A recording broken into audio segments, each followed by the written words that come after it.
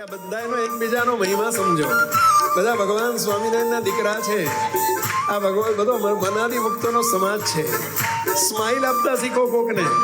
Smile આપીને મીઠી વાણી બોલો, મારો રાજી થાય. આપણે બીજાને સ્માઇલ આપશું. હું તમને પ્રોમિસ કરું છું, મહારાજને પ્રાર્થના કરું છું, હે મહારાજ તમે એમને સ્માઇલ આપજો. એમની સ્માઇલ મળશે હો, સામેનાની મળે કે ના મળે, ઠાકોરજી સ્માઇલ આપશે આપણને.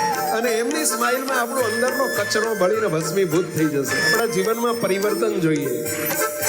We want result. We want result.